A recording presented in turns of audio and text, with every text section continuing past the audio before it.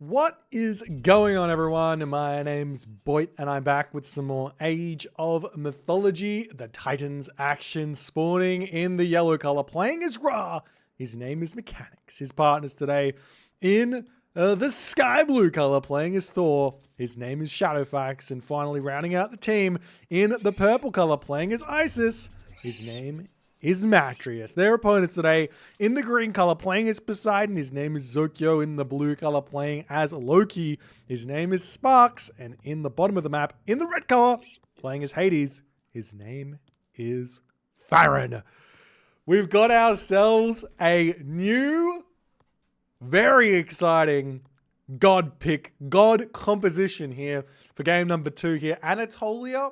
If you guys watched Phoenix Reborn 1, you will remember a certain meta unveiling on Anatolia, and that was what we're seeing here from GDM. We're seeing the stock standard, the meta team game composition here from GDM. You want to have 2 Greeks, you want to have 2 Greeks, and you want to have a Loki. Or you want to have 1 Greek and potentially an Egyptian and a Loki. Something of that variation tended to be what the top players were picking. But we're seeing UCA going with something very, very different here. We've got Mechanics, arguably one of the best team game Loki players, opting in to playing Ra on this map with the substitution of the Loki role into Shadowfax, arguably the best Thor player in the world right now. He's taking the Thor. So Isis, Ra, Thor for UCA. How does this counter the meta pick of double Greek Loki? How does this beat this? Well, let's take a quick think. What does Loki have access to what does Thor have access to which Loki doesn't? Well, Thor's got access to 1, Frost. Frost is going to be big because it really stops any sort of power spike that you might be expecting to come from the Loki player at around like 9 minutes to 10 minutes into the game. It just stops it hard in its tracks and gives an advantage to the Loki player to boot to the Thor player to boot if the Loki player decides to go for a flaming weapons. Makes a lot of sense. On top of that, Thor's got access to Balder. And Balder, with some economic support from the teammates, that's center control. That's Ancestors Eclipse. That's Locust. That's the Ragnarok. That's center control coming in spades for UCA. However, GDM are still going to have Loki, still going to be able to cause a lot of pressure with the speedier her. So yes, Shadowfax can go through Force City. Yes, he can get access to Hall of Thanes, but he's not going to have the speedy Herser that Loki has. Loki is going to have slightly faster Herser due to the unique ability of that. So he's going to be able to get around the map and cause some problems. Now, on top of that, what is good about picking Egyptian here over picking Greek against, say, Loki? Well, the Egyptians have got all these towers up with some nice building placement. They're going to be safe against any early game Herser raids. And the Shadowfax Thor can just chase it around and defend, and it should be totally fine. Really excited to see how this one's going to actually turn out here. We see Sparks on this position. You want to be going for around about 12 fishing spots as the Norse player, which does require the other teammate to go very far forward. If we take a look at what's happened on this position here for Shadowfax, he's only got 9 fishing spots. Mechanics here, little bit greedy taking this spot here. He should have started up here on this dock, taken these spots, and pushed even further forward here onto these locations as well. Didn't happen, but we are seeing the players advancing right now. So let's see what's happening. Shadowfax isn't going for Forcetti. Shadowfax is going for Freya. This isn't what I was expecting to see in the slightest. Now, we are seeing Dark coming through for Mechanics. Now, Shifting Sands does several things. 1, it can kill off a whole bunch of Herser.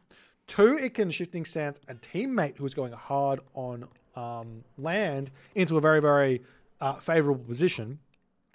And 3, another possibility is to Shifting Sands those villages forward and take town centers or take the middle of the map nice and easily. Lots of options there. Alternatively, also like Titan Gate killing options as well. As we see the bars coming through for Mattress, really no surprises there. But, I mean, you have to ask the question, can Egyptian even hold here against the Poseidon in the early game? We do see Ares as the god of choice for Zokyo. We do see Athena for the god of choice for Farron here. So they've got the Restoration, they've got the Pestilence. Shadowfax is getting a town center. Shadowfax is rushing a town center up.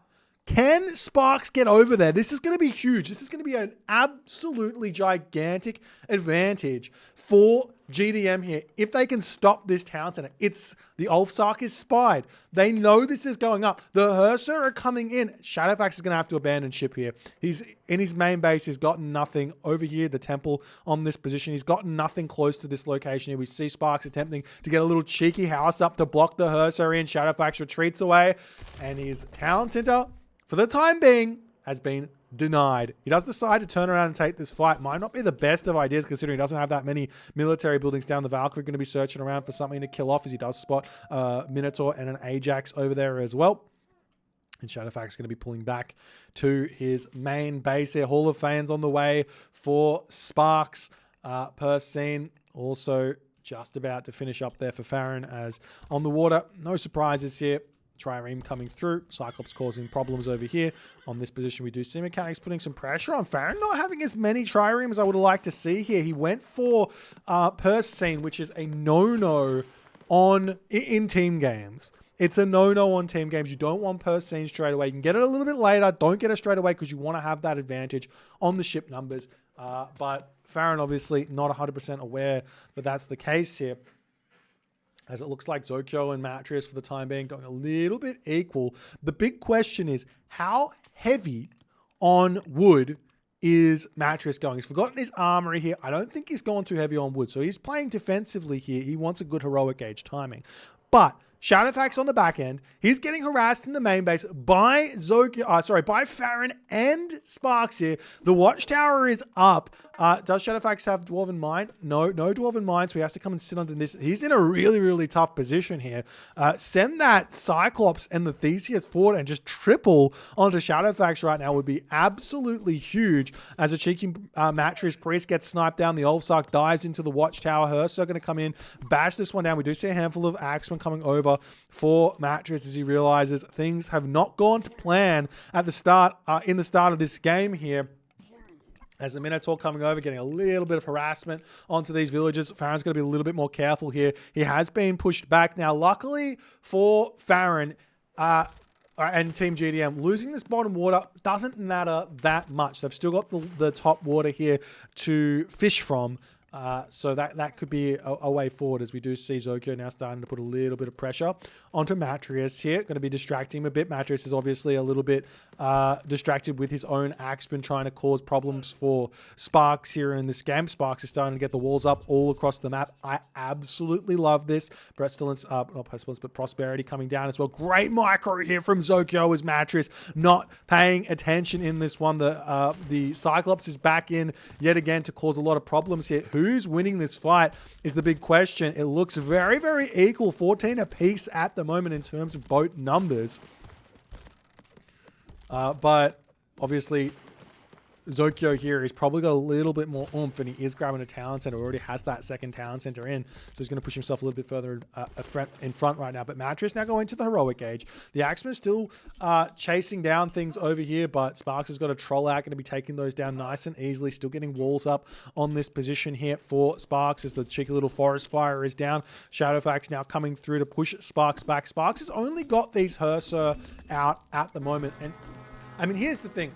Hersa at this stage, if you take a look at the actual damage, 8.8 versus 4.5. Throw an Axeman to 100% bonus damage versus Hersa. But it's really close in terms of damage. 9 damage per second versus 8.8 damage per second. The Hersa have got more HP. The Axeman, Throw an Axeman have got more armor. But it's really, really close. And if you can get a good fight here, the Hersa are going to be able to get in and actually win these fights. If you can surround nicely enough. You can also dodge the throw and Axeman fire as well if you're good enough at micro there. As Mattrius into full speed ahead with his micro on this position here. We do see Mechanics has basically won this water down the bottom, but he is still stuck in that classical age at the moment, not going to the heroic age. And Sparks is starting to put some pressure on him to give Farron a little bit of reprieve here in this game. Sparks pushing ahead right now. Shadowfax really wants that second town center up that he got ages ago. Matrius here, really, really smart upgrade coming through right here. Arrow ship cladding as an immediate pickup here in this game. The other thing here is that in the main base, Sparks has got nothing. You can Ancestors Eclipse this Loki base here, and you get so much value because you know the Loki player is across the map here, but there's no line of sight on that position just yet. Imagine Ancestors Eclipse, take the town center down, prevent the Bragi, pick up a couple of villages to boot. Could be a really, really nice usage of that god power here, but Matrice is holding on to it for the time being, getting himself that second town center, pushing in to try and get himself gold in the center of the map. Going to be engaging on this spot yet again as Sparks is still pushing around, looking for something to attack here. Remember, it's not a timer per se that Sparks is on against the Thor, but you're still got to be very, really careful about letting that Thor player sit back, get relaxed so he can get to that Balder and kill you.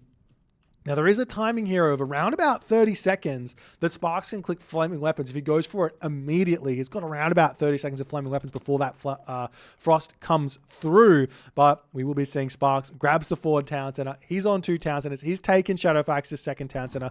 Shadowfax in the back, you're going to be grabbing this back town center now. I mean, in my opinion, I think that Shadowfax is going to be fine on 2 town centers to hit like a 15-minute, 16-minute Balder and push out here. Alternatively, anything else. We see a mark coming up for Sparks. He wants to go Mythic Age. Do you go Flaming Weapons, Fimbulwinter here, or do you go Flaming Weapons and Hell here for the Nidhogg? Those are the questions he's got to ask himself. Sparks decides on the tier at this moment here, as those heavy cabinets are looking very, very strong here. 348 HP, 6.6 damage, and I believe, no, they don't get any speed. So that's everything. But Matrius pushes through, and Zokyo is about to get pushed off with this food right now, which also means Sparks is going to get pushed off with his food. This is really, really important timing, which Matrius has hit here. Zokyo is trying to get himself cladding here as well, as we do see the Frost onto this position in advance here. This might not be the best of options, because now Sparks has got free reign to click Flaming Weapons, Fimbulwinter, and just blow Shadowfax off of this map post Frost here. He doesn't even have to wait. He can just use it straight away. But it does look like Sparks is going to be losing the town center, as the Hersa are going to be searching for some villages to kill off. Shadowfax is out of gold in the main base, so he has to push forward and find a gold mine here very, very shortly. He's getting that hill fort up. This is a big, big timing here for GDM. In fact, Farron down the bottom here should really be just giving up water at the moment and just pushing up and supporting on this position, because if they can just push Shadowfax back here, they should be okay to then double down onto a Mechanics or double down onto a Matrius in this game. We'll see how it's all going to go. Over on this position, we do see some Elephant are starting to come out here. Matrius is getting very, very aggressive with his Migdol placements over here. We're also starting to see some of the ships coming through, different types. Got that ramming galley, good against the Juggernaut. Juggernaut good against the Archers here. As we do see the Flaming Weapons for Winter has come down. Farron drops the Restoration down at the end of that Frost to boot there. Lots and lots of villager losses here going to be coming through as well, or villager idle time for this period of the game. It's a huge resource sink here from Fimbulwinter. It's a really, really good team game god power here.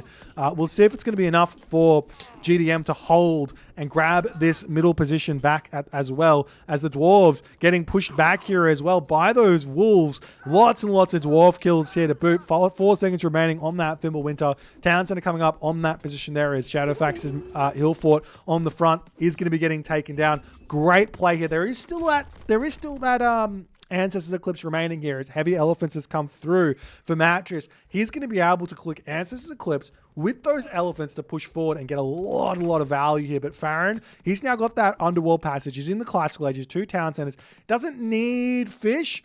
The question is, how long can Mechanics stay on this map here with his own heavy cabinets? He's going to have to start producing units on the land. So he can't even, yes, he can pick off all these fishing ships or something like that, but he can't stay here.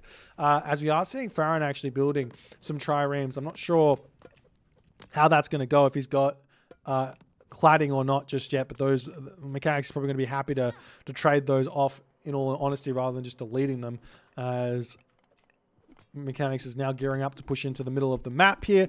Hades of Farron is starting to get set up as well.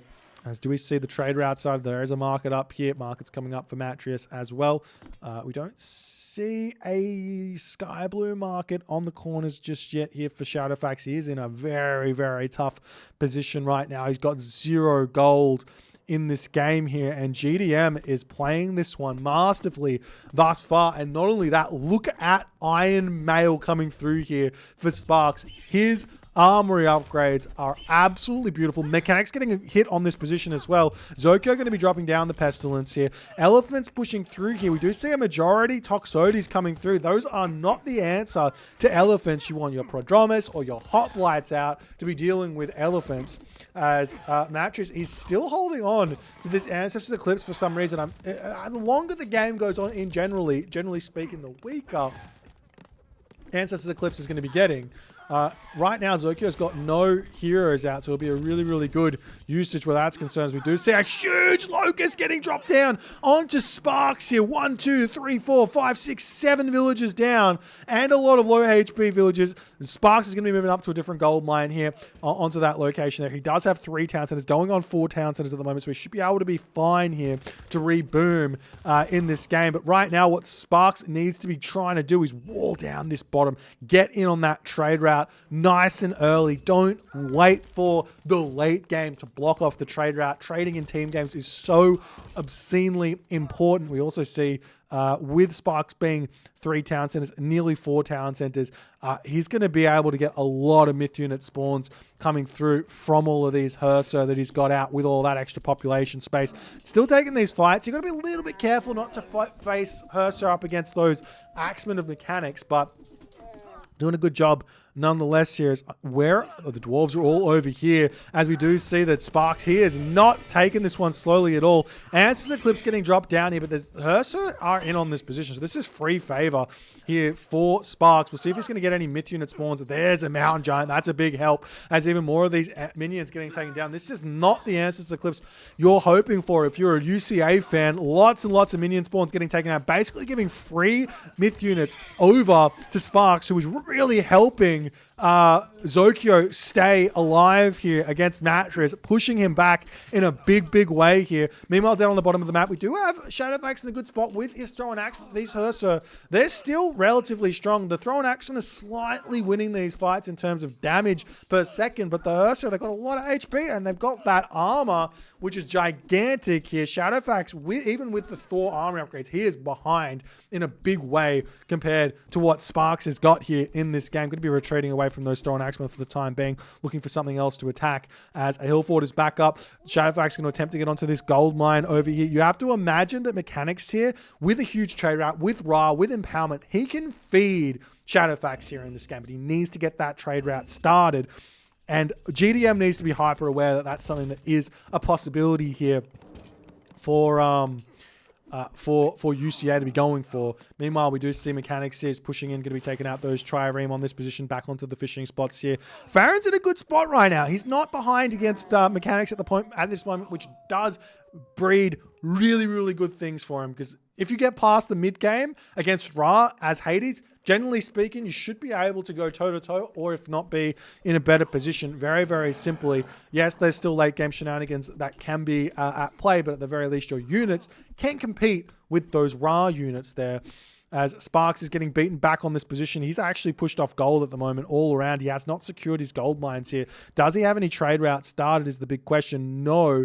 In fact, it doesn't look like any. Oh, we do have some Zokyo trade has started, but I tell you once, I tell you a million times, it's really, really important to make that happen. And what is this from Matrius?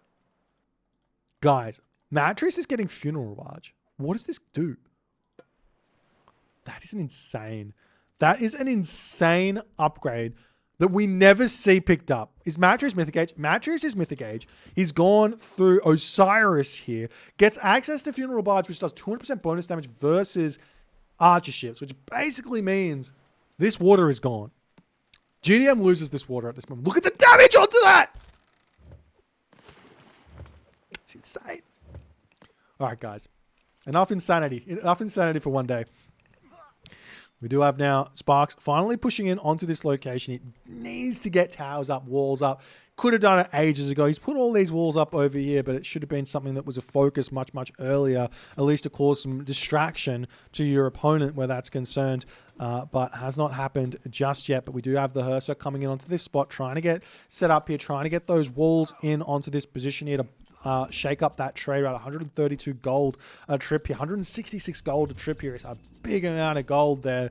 And we also see a mountain giant in. Farron going to be coming through with the Underworld passage, going to be targeting down that Shadowfax towns under the back. But Shadowfax, he's going Balder. How many villages does he have at the moment? He doesn't have that many. He really doesn't have that many at the moment in terms of villager count. So he's not going to have that many rag heroes after this. It might even be better for him to be just going tier at this moment to cause some economic problems.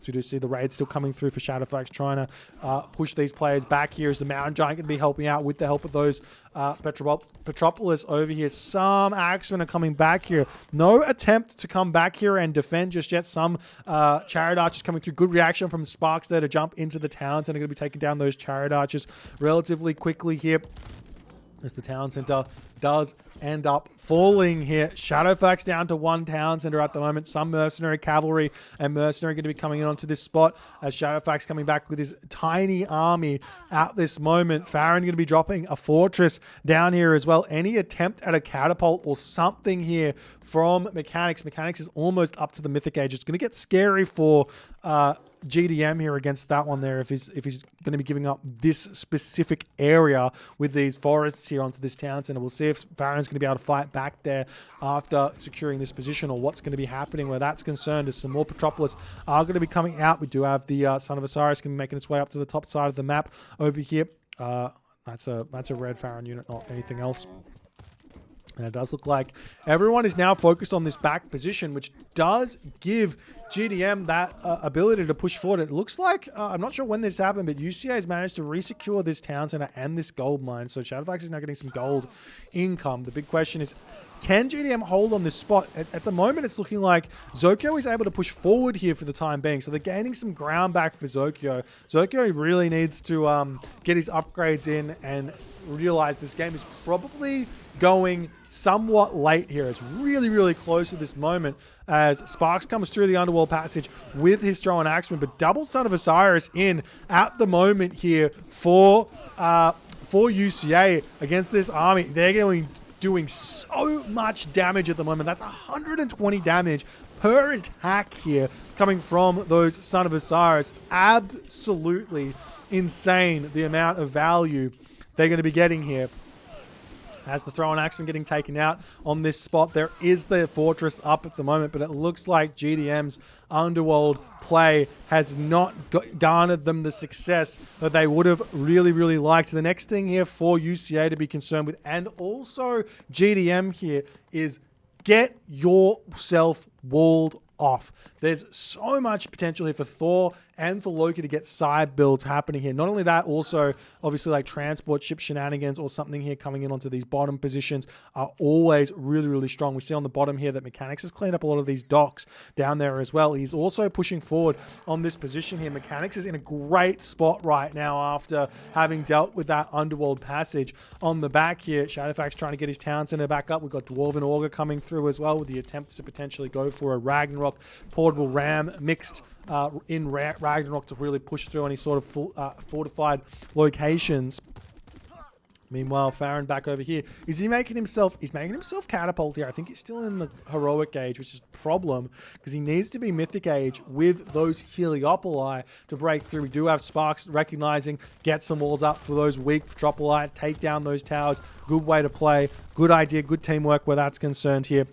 As more portable rams coming through for Shadowfax, he's starting to get set up here for this Ragnarok. How many villages now? He's still got not that many, but it's still going to be very, very strong. Hammer of the Gods also coming in. His armory upgrades have caught up in a big way right now. He's going to be doing a ton of damage here as Mechanics coming onto this mining camp over here, going to be breaking down or taking out those villages and taking that gold mine there as well. But he doesn't really need gold at the moment. He's got all of the trade in the world here. Matrius as well is in a really, really big spot here. They're definitely going to be feeding Shadowfax through all these upgrades at the moment as Sparks is getting pushed back, and it seems to me like GDM is crumbling in this game. There is 4 markets down for Sparks. He wants a trade route and he wants it yesterday, realizing the error of his ways here in this game, and he's trying to make up for it by getting that trade out as fast as he possibly can. Farron as well. I mean, he's only got the 1 market. Zokyo's already got a decent trade route himself, but he's still stuck in the heroic age, so no speedy coin age caravans there, so still not he's still like really, really far behind those empowered markets of the Egyptian, especially Mythic Age Egyptian there. Ragnarok coming through now for Shadowfax, 282 population. Not a terrible amount of population there in the slightest, as the portable ram coming 48 crush damage per second there on the portable ram to take down these hill forts is a big amount of damage. Also, Heroes of Ragnarok, 18.7 damage per second there is a big amount. Meanwhile, on the other side here, we've got the champion elephants coming through for Matrius. Zokyo's just got no upgrades. He's got no upgrades. He's making base line upgrades. No upgraded, no armory upgrades, no upgrades on his Toxotes, no upgrades on his cavalry. Where has his economy been going in this game is the big question. He's holding for the moment, but I think this is just going to be a very small moment here as the Rag Heroes of Shadowfax are going to be sprawling onto this location. And if he can get through onto a location like here or over here with them, he can really put a stop to the gold income of GDM in this game. As the Longhouse is getting taken out as well. Sarah Town Center going down at any point here. It looks like this one's been ignored as some watchtowers attempting to come up for Sparks, but I don't think that Shadowfax is going to care about that center of the map anymore. He does come in over here with those Rag Heroes, going to be dropping a watchtower here. I mean, personally, I think just put a wall down, get the walls are much quicker. We do see some Allsarks getting converted on that position as the Matrius units still pushing forward here. Matrius can get some towers up on this spot, and this is just going to be undefendable for Zokyo pushing forward here. We'll see if he's going to be able to muster anything. He is Poseidon, so no Underworld passage for him either, as the catapults taking down military buildings as well. Militia coming out. Militia do have some line upgrades here, but the Son of Osiris almost going down here as Matrius pulls it back with nice effort there as well. Meanwhile, on this position, we do have the walls coming up. The catapults are going to continue to stream in onto this location here.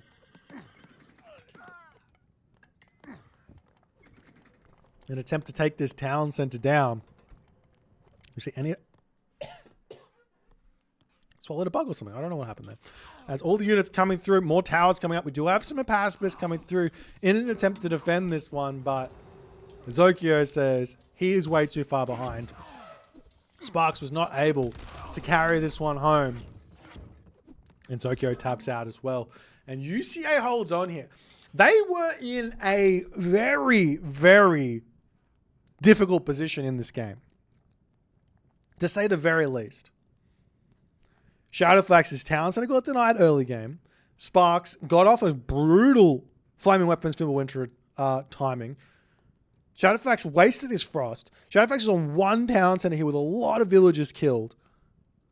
But GDM could not get in and stop that trade route. That's what they needed to do. They needed to get in, put a stop to that trade route, and this game would have been over for Team UCA. But they just couldn't manage to make it happen, and I'm not sure what happened on Zokyo's side in terms of economy here. He's got himself irrigation, he's got himself quarry, he's got himself divine blood, he's got himself bowsaw. He was taken out on the fishing ships, but honestly, it doesn't matter that much when you've got trade route to boot. Like, doesn't matter that much. He should have had more economy here in this game. Let's take a look at the Boat post game here. And you see he's got all the wood. He's behind on what looks to be food and gold in this game, but he's not that far behind everyone else either. I just don't know where his resources were necessarily going here in this game. In fact, for the most part here, yes, UCA is in front on the resources. I wonder why that is. Civilian unit difference? It is civilian unit difference here. I just think that maybe GDM just didn't get the memo that heroic age means market, means making trade. You got to start making trade straight away. or going for a mythic age and then trade straight away. And what I mean by that is a super fast mythic age and then right into trade. The big thing is like upgrades like Quarry.